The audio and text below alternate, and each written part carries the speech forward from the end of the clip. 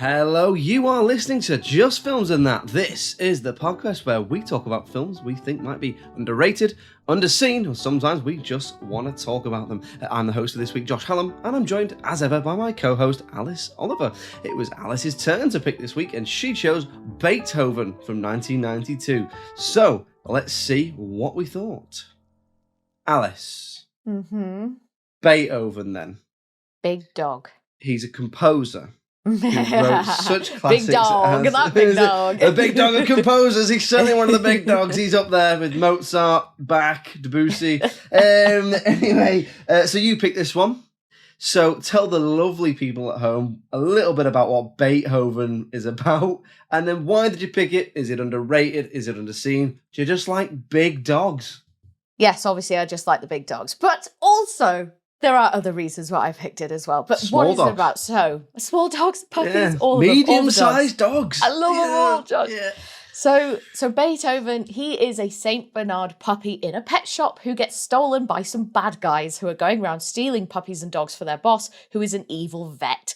Beethoven manages to escape the bad guys and starts wandering around looking for his forever home, and that's when he comes across the Newton family. So mum and kids absolutely love the puppy and want to keep him, but Dad George isn't convinced. But after some persuasion, he agrees that they can keep the dog. So Beethoven is loving, he's kind, he seems to be a little bit psychic and can sense when things are going wrong in the family, and he strives to make them right. We watch him grow up, and then the evil vet from the beginning returns, and now he's looking for a big dog with a big skull, so that what I think is an arms dealer can test his bullets by shooting big dogs in the skull to see if his bullets shatter properly. So then the vet fakes that Beethoven attacks him and says that he needs to be put down, but then before it's too late, George Newton figures out what's going on and manages to rescue Beethoven, as well as dozens of other dogs that they have captured in cages. So that is what the film is about. Why did I pick it? So this has happened a few times on the podcast already. Family, childhood favourite. Absolutely loved it when I was a kid.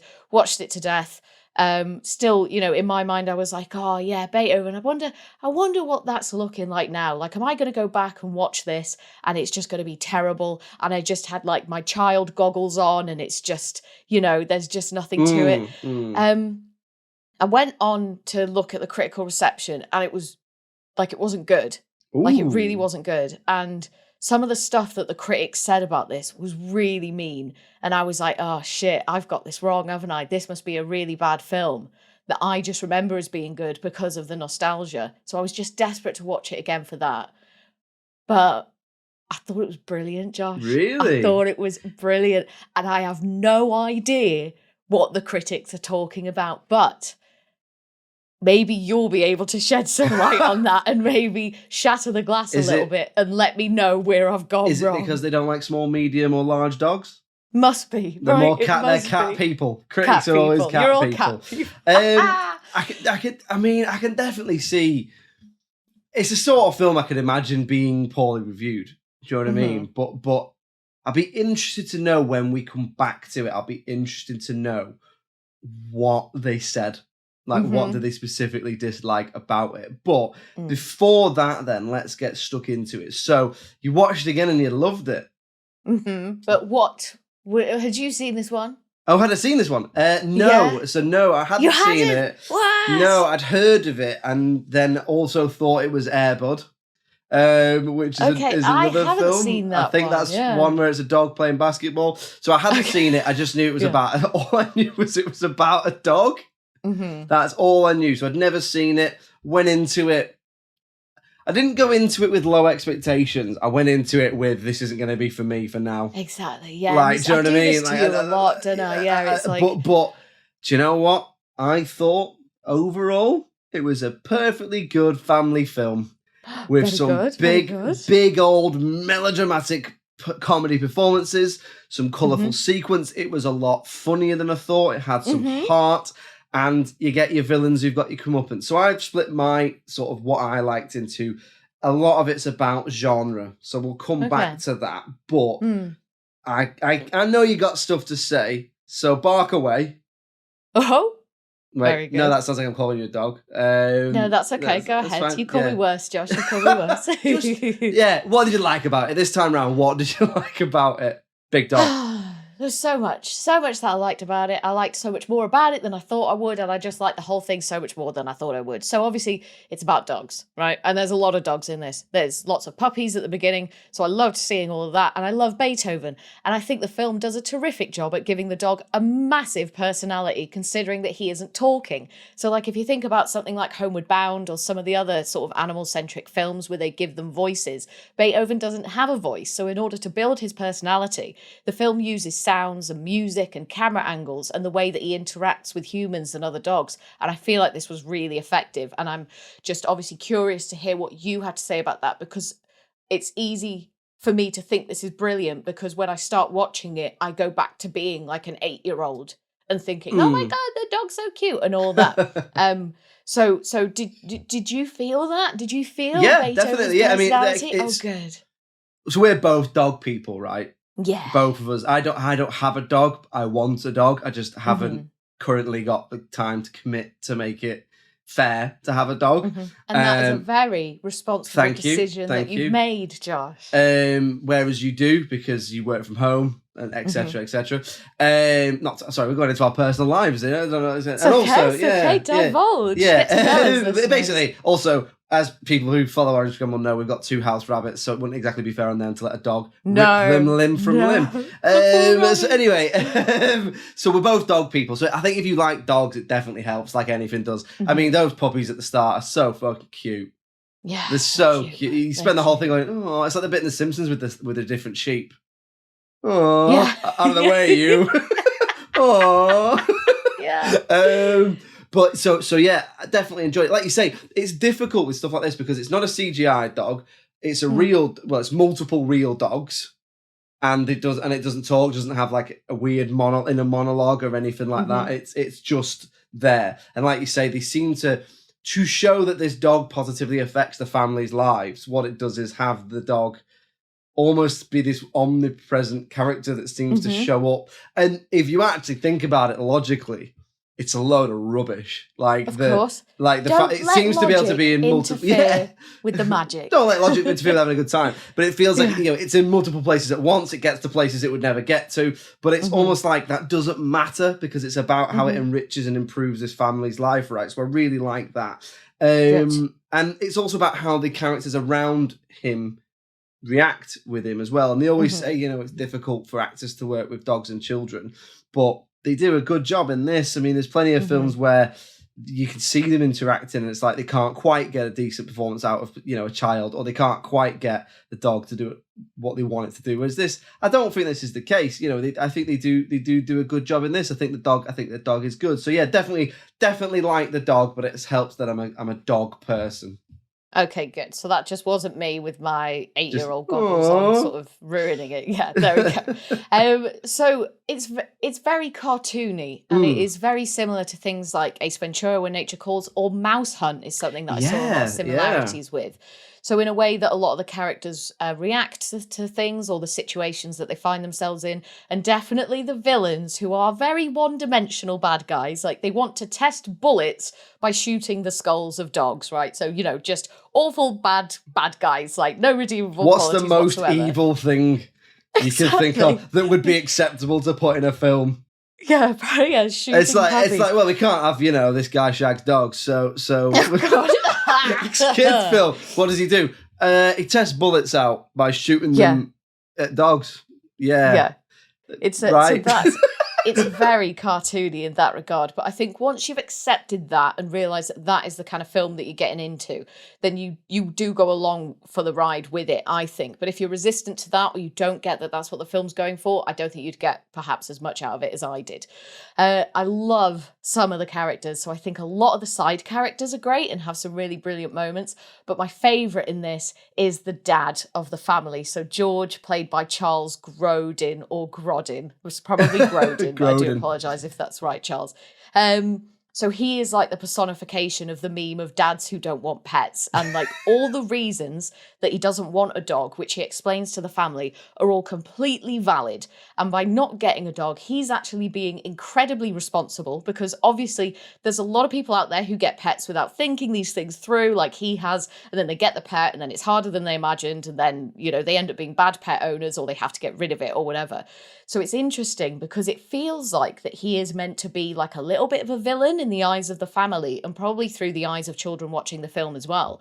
But as a 33-year-old woman with a large dog, he's actually being incredibly responsible and forward-thinking. And then ultimately, most of the things that he is concerned about do actually happen. So I am fully on his side. Like, I'm totally with the dad. And obviously, when you're a kid, it's like, oh no, the mean dad won't let them keep the dog and that. And I'm like, no, he makes some really good points. And then later on, once it's believed that Beethoven has attacked the vet, and he's got to go and get put down and that, he confides in the dog and in the audience that when he was younger, that his dad had to get their family dog put down, and that he was obviously traumatized by that event. Layers, Josh. There's layers. Layers to the story. Layers. And then just sticking with the dad as well. So he's got some great one-liners and some fantastic facial expressions. And the fact that he's, a car air freshener business owner or something. Yeah, it's just, like, seems really to be an funny. air freshener. Yeah, it's just like really twee and really inoffensive. Did they own a wool factory or something? That's in Mouse Hunt, they have a string factory. String factory. But films like this always have that, don't they? It's like rom-coms, they're always like a magazine writer or a bookshop owner, cupcake bakery, or whatever. in family films, it is always like they've got a summer shop, and they've got a something factory. Mm-hmm. Mm-hmm. It's never like he's an accountant. Yeah. He's just a banker from down the road. That's it. Don't think about it too much. It's always some funny little business, isn't it? But sorry, go on. So I loved him. I loved the dad, and he is. Sorry to interrupt. He is your typical, particularly 90s character dad of, like you say, he's made out to be the villain, but he actually makes valid points. Like when the kids are trying to make a case to keep Beethoven, they make the dad breakfast, and the son was like, and I've even taken Beethoven for a walk. So it makes you go, oh, so the dad's been taking the dog for a walk. Mm-hmm. Like they really want to keep the dog, and they're like, I'm not taking it out though.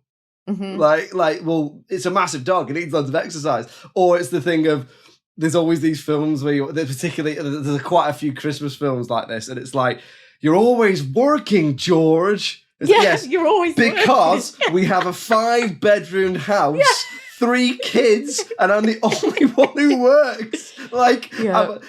Because this is the same director as Jingle All the Way. Is it? Yeah. Yeah, and we always like in our house we quite like Jingle All the Way because we sort of laugh at it. But they're always like, Howard, what are you doing at work? It's Christmas Eve, and it's like, but because at the same time they're like, you got your son this fucking toy.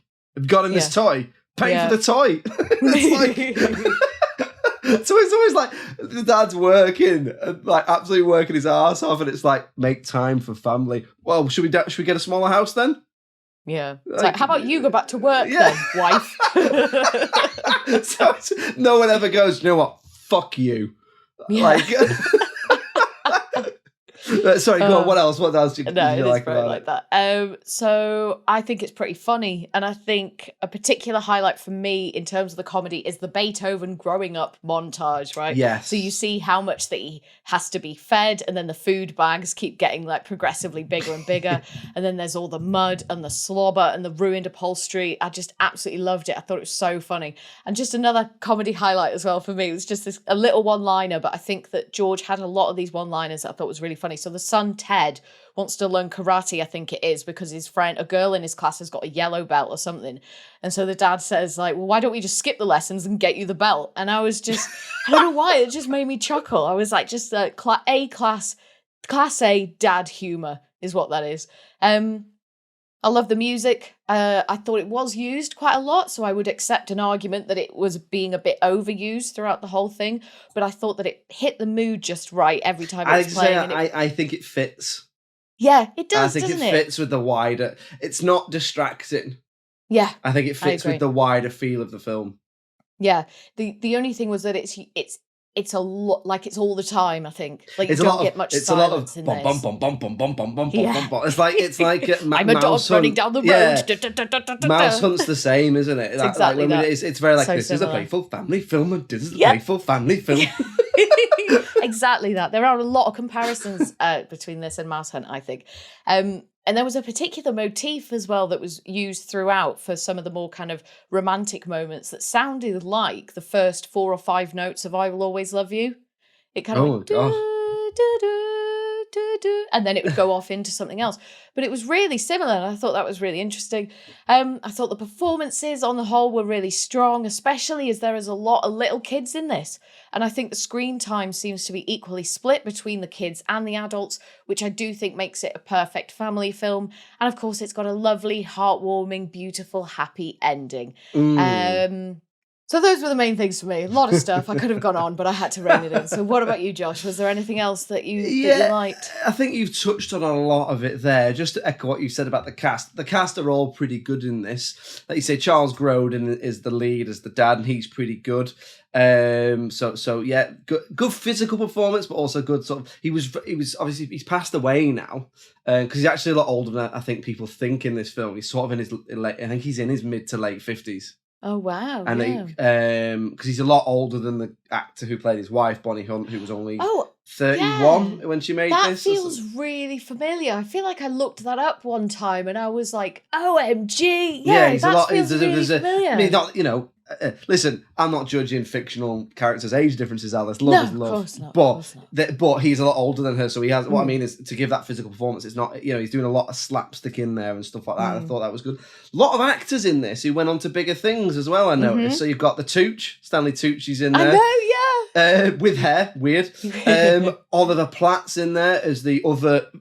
So basically, the villains are sort of like, you've got, so Dean Jones plays the vet. Now, Dean Jones is like a Disney staple. He's the Herbie Fully Loaded guy, right? So he's like almost like Disney Channel contract player type actor. Then you've got Stanley Tucci and Oliver Platt. They're basically Cruella de Vil and her two lackeys or whatever. Very similar. Yeah. So there's Oliver Platt and Stanley Tucci are in that bit, and David Duchovny as well. Yeah, he rocks up for a bit with Deborah from Everybody Loves Raymond. Yeah, with Deborah from Everyone's Raymond. Back to what I was going to say about. I thought it was a really good example of use of genre in this film. So it is a family comedy, right? And they get the comedy bits right and the family bit right. And they balance the two impeccably well, I thought. So good comedy. So like the bit where even like there's jokes in there for the adults that we touched on before, where there's like little winks and nods, but even things like not more adult humor, but jokes of like, this guy can't be arsed, or this guy really hates having a dog. So there's a bit where Beethoven goes missing, so he puts posters up and he puts them on like every tree on the road. And it's like, obviously the joke's like, someone's gone, put these up, and he's just gone, oh my God, and putting them on every tree or whatever. So I thought that was really funny. Some good slapstick as well, or some good sort of comedy of misunderstanding, comedy of errors as well. You know, that scene in the bed is like a template comedy of errors piece of script writing, right? So one character thinks one thing, one character thinks another. What they think is conflicting. And that's where you get your comedy from, right? Obviously, in this, one of the characters is a dog, but the dog gets in the bed for a cuddle or just to sleep or whatever, and he gets in bed thinking it's his wife, and is the dog licking him and stuff like that? Yeah, licking and stuff his like ear, that. So, and getting frisky, and he's thinking he's getting some action, and it's a big old dog. So that, thought, you know, good use of comedy in there as well. Just back to the family genre as well. You know, the whole Heart of Ice being melted storyline is in this, and it you know, it's well trodden path, but I think it is done really well, because what they do is they do the Heart of Ice being melted, but what they also do is they make George a really good foil. So he seems to be really snooty about the dog. So what you like to see with snooty people is them getting taken down a peg. Which is what happens in this. Getting covered in slobber. Covered in mud, slobber, falling over, banging their head, whatever. So I thought that was really good. And as well, just to touch on finally for me, great villains. I thought really good villains, and again, another good example of the use of sort of the tropes of a genre, if you like, is they get their comeuppance.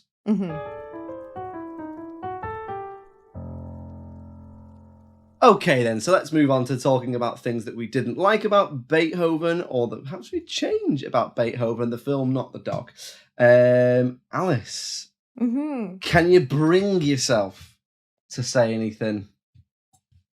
So, yeah, there's a couple of things, but this isn't going to be a long section, and there's no real big offenders in there for me, to be honest. I think the main thing is that the bad guys are just one-dimensional. Like, they are just bad guys. Like, there's no kind of backstory. There's no origin there. They are just blokes who want to hurt dogs. Scheming. It's like you said before, you refer to like a villain and cronies as like the goons. Just faceless goons who just do stuff for them for money or whatever. Like that's what it is, isn't it? They're just faceless schemers. Yeah, exactly. And obviously that is kind of what you look for in like family films and kids films and stuff. It's very Disney-esque. But if you're an adult watching this, you might want a bit something more from your bad guys. You know, you want to see, well, why did you end up like this? You know, you like to get to know a bit about them. There's a lot of people feeding their dogs junk food in this. And I was just like, internally, like my finger was wagging. I was like, stop feeding your dogs pizza, for God's sake. And then just one other thing. So this is small, but I noticed it, so I have to bring it up. So it's during one of the scenes where the family are all eating breakfast together. I'm pretty sure that Emily, who's the youngest child, is eating a bowl of Fruit Loops and there's no milk in her bowl, right? So maybe she likes to eat them dry. Who knows? That's absolutely fine. But it looked like a bit of a gaffe. And it does kind of, when things like that happen, for me, it kind of cheapens things a little bit and you lose the immersion for a moment. So I tried watching this show on Netflix and I can't remember properly what it's called. It's Firefly something with Sarah Chalke in it.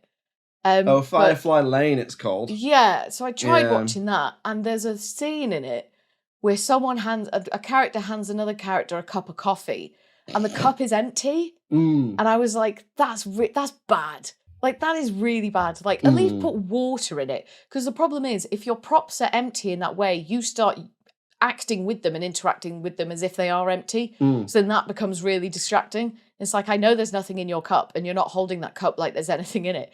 So with stuff like that, I just find really distracting. So then when Emily didn't have any milk in her cereal, I was like, that's a mistake, guys. It's like the kid's handwriting in Freaky Friday, isn't it? That's exactly. It just takes you out. It just takes you out of the world. And you're like, what? Like you say with props, it's like when stuff is weightless. When stuff appears to be weightless, and it's just like, that's not a real prop. That's not a real, even things like guns or whatever, that's clearly not a real gun because he's throwing it around like it's an ice cream cone or whatever. I haven't seen that Firefly Lane. I only know about it because I'm a massive Scrubs fan, and Sarah Chalke's obviously Elliot, and so I follow her on social media. But no, I know what you mean with prop. It's like things like if family are eating dinner and the levels in their drinks changes. Yeah, It cuts back, and that's a full glass, and then it's half a glass, and then it's like and it just reminds you. It just reminds you that it's not real. These people aren't real, and this is film. And obviously, I know that, but I like to immerse myself in stuff. That's why I can get so much enjoyment out of stuff, because if I'm in it, I'm in it, and I'm paying attention to everything. So then when little things like that happen, it's just like, oh, fuck's sake, like, come on, what is this, amateur hour? Like, it's a film boner killer, isn't it? It is. It's exactly that, and it's so avoidable as well. And I think that's what drives me mad. Yeah. But anyway, that was pretty much it, to be honest. Like, really superficial stuff there from me. What about you? Was there anything you didn't like, or that you changed? So the thing I've put is there's a sort of a bit of an exposition imbalance in it. So it seems at the beginning that the dad is just an arsehole. And I don't really know how you would do it, but I think you probably need to know a little bit more about why he is that way. Why, is he really stressed with work? Why does he really not like the idea of having a dog? Because it seems, and it's not that I fully get the whole heart being melted storyline, and I think that's really well done towards the end of the film. But at the beginning, I remember watching it thinking, why is she married to him? Why are they putting up with him? Because of that air freshener money. That air freshener dollar. So stuff like that. And then at the end when he reveals that story to Beethoven about why he didn't want a dog.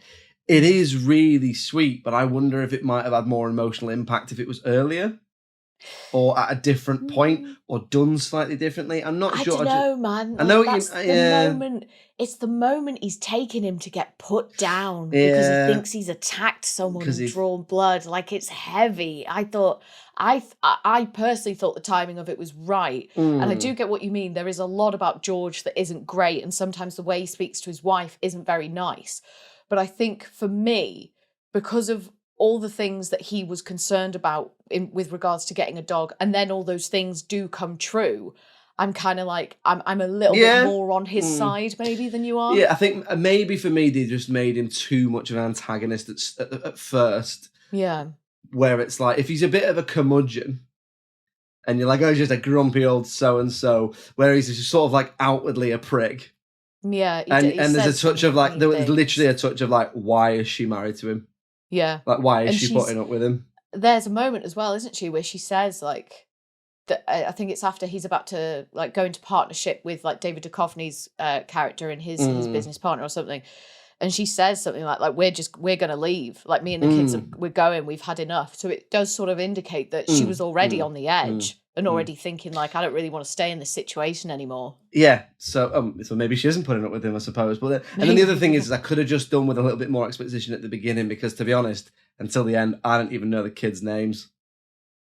It's obviously Rice, Ted, and Emily, Josh. One of the kids is called Head. Ted. Oh, Ted. With a T. Sorry. Head. Heed. Just makes me think of move. Heed. No. But yeah, that's about it from me. Okay, then we'll move on to talking about the critical reception then. This is a difficult one because, like I said to you before, this isn't for me now. But I feel like because of what we do with this podcast, we can switch that off. Yeah. And sort of go, I suppose one of the things is we try and contextualize watching a film versus who it's for. Yeah, certainly. So you got to watch a film like this, like, would it do the job? I think now, if you were showing a kid, it's definitely on the younger side of family films. Yeah, definitely. So if you were showing it kids now, would a 7-8-year-old like it? Yeah, I think so. Mm-hmm. Unless they particularly don't like dogs, in which case they wouldn't like any dog film anyway. I think so. Yeah. So I think it's a perfectly well executed film. Good use of genre in there as well. So I would probably say this is it's a solid 6.5 out of 10. Mm-hmm. If I was being more generous, I'd bump it up to a 7 based on the execution towards the audience. But it's perfectly decent. What would you say in terms of that? Is this like a 9 for you because of the big dog? Not that high. And I do, obviously I can take my nostalgia and my emotional connection to it. I can consider that as well. But also putting that against actually how well it's made and how good of a film it is. And the enjoyment I got from watching it, I think maybe I'd probably say a 7, but I'd probably say bang on 7. Okay. It's not amazing and it's not blowing anyone away, and that's fine. But I think, like you said, for what it is, for what it's trying to achieve, I think it ticks all the boxes. Yeah. And I think it is a great family film, as good as Mouse Hunt. Ooh, now then, I'd say not that. I wouldn't agree with that. Well, I would say Mouse Hunt is slightly more adult, I would say. More towards the adults. But anyway, okay. So what do you think it got then? So you think you would give it like a high 6? Yeah, I think we're talking possibly sub 5. Okay. Let's say 5. I'll say 5. But I think I can see them being snooty about it. Yeah. But their bark's worse than their bite. Oh, very good. Go on, right, so here we go. It definitely got a rough time. So over on IMDb at the time of recording, it gets 5.7 out of 10. And then over on Rotten Tomatoes, the audience give it 36%, and then the critics give it 31%. But I do want to say that when I initially checked the rating, it was in the 20s. Like it was about a 27 or a 29. And it's only because someone called David Nusser from Real Film Reviews gave it quite a nice review just a couple of days ago. Oh, right, okay. That's pushed it up into the 30s. Well then, David. So that was interesting. But no, when I checked it originally and picked it for the podcast, it was about a 27, which I thought was so that averages out. outrageous. Yeah, that averages out just above a 4 out of 10 or a 40%. It's shocking, to be completely honest with you. And one of the really awful reviews said, what did they say? They said, a family comedy about a wacky and destructive Saint Bernard that is totally without any merit. Another one of the reviews said, underlying this formulaic plot is a strange tone of desperateness in the movie's smiley face depiction of a perfect suburban nuclear family. For a family that's not missing any meals, they do more whimpering than any of the animals in the movie. And I was like... Sorry, is one of their sort of tent poles, one of their measuring sticks for a happy family is that they're not missing meals? I guess so, right? And it just seems a bit... that's a weird... Everyone all right? Everyone had 3 meals today? Yeah? It's just a weird thing to... Like, it's not... That's not what the film's about. That is your typical, film. I want to appear to be right and intelligent rather than actually say anything. How can you say this film has no merit? Yeah, I feel like that's grim. I'd like to even if you just went, more. Well, puppies are cute, aren't they?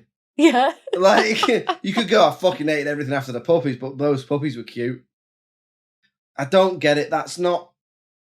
I just think that's the sort of thing where when we do this podcast, it's like that is disappearing up your arse a little bit rather than... It is a bit weird. And just one more as well. Someone said that Grodin's acting is so detached and lifeless that it is close to an out-of-body experience. You know, I just fully don't agree. I don't agree with anything they're saying, Josh. And I went into this... Well, like, after I saw the reviews, I saw the scores, I was like, maybe I must be wrong. This must be, like, I am just clouded by nostalgia and enjoying this when I was a kid and love of dogs and all this, blah, blah, blah. I was like, so go into it and expect it to be bad. And you know what? I've watched films and I have changed my mind about things. Like, when we did John Tucker Must Die, I was like, it's not great. I messed up. That sort of thing. But with this, I literally come out of it. I was like, that was amazing and I don't get it. Don't get the hate. And that's it. And I think that's the real joy of this podcast, is going back and being like, I suppose there is no right or wrong, but I would say they've given it too much of a hard time there. Yeah. Is it for everyone? Probably not. Does it probably achieve to give the target audience a decent, entertaining time? Absolutely, yeah. There we go then. Beethoven, underrated. I'm pleased about that. And I was a little bit nervous, Josh, but you know, I'm glad that you're kind of on my wavelength with this. Yeah. Even as a grown man watching this child's film, that you were able to find the joy in it. But there we are. Another one down. So what is going on next week, Josh? Next week. I'm interested to see what you think of this one. So next week. Always fun. And I'll just give you the title. We are going to be watching and talking about Mike Bassett, England manager. And we'll say no more about it. So join us next week where we're going to be talking about Mike Bassett, England manager. In the meantime, if you'd like to get in touch with us, the email address is filmsandthatpod@gmail.com. We're on all the social medias. If you just search for Just Films and That on Facebook, TikTok, Twitter, Instagram, you'll find us. And it's always nice to hear from you. Give us a follow, engage with us, always putting stuff out there. We are also on the television, aren't we, Alice? We are indeed. Every Friday from 6 p.m, you can find us on the local TV network talking about all our favourite underrated and underseen films. So if you live in Birmingham, Bristol, Leeds, Liverpool, or the northeast of England, you can find us on Channel 7 on Freeview. Or if you live in North Wales or South Wales, you can find us on Channel 8 on Freeview. I'm also uploading all the videos to Dailymotion. So if you go on over there and type in Just Films and That, you'll be able to see what we're up to. Yes, lots of ways to see us, hear us, get in touch with us, follow us, and all that stuff. But thank you, as ever, for listening. Your support means a lot. We'll be back next week with another film. It's goodbye from me. Cheerio! Bye!